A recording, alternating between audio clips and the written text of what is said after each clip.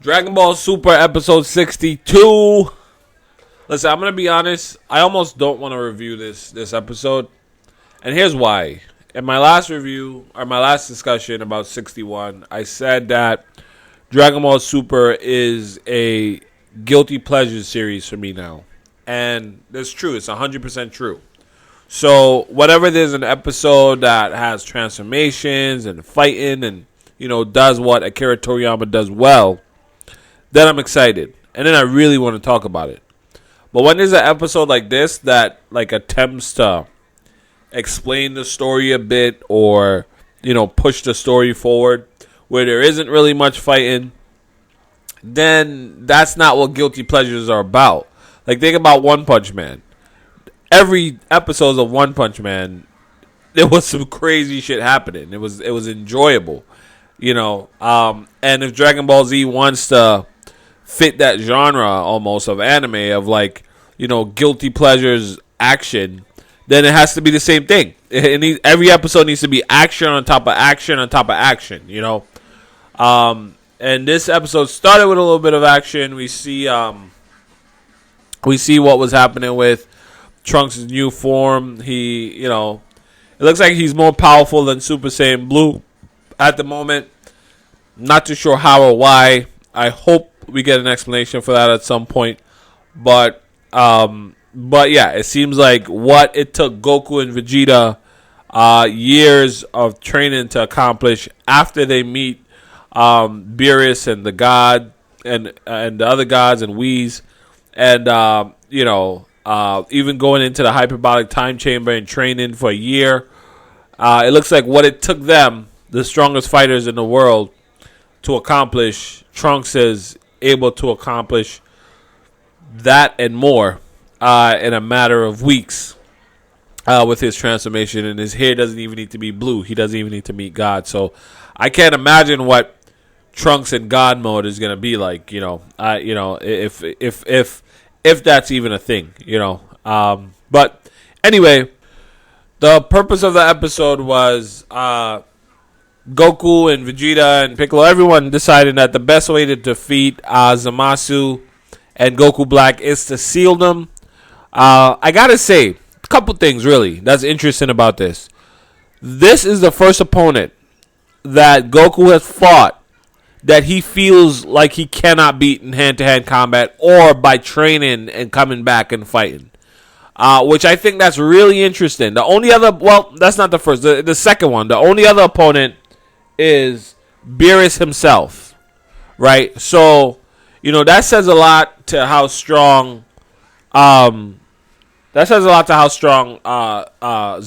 is right now, or at least how strong Goku and Vegeta feel like Zamasu is at the moment. So, at the end of the episode, there seemed, it was suggested that Beerus might be trying to find a way to go to the future, a low-key way to go to the future. And I would love to see what happens if Beerus fights Zamasu and Goku Black together. Because I really don't know. If he's claiming that he killed all of them in the future, so that means that technically Zamasu has already killed Beerus, right? That I find it hard to believe. And that was before he even had Super Saiyan Rose.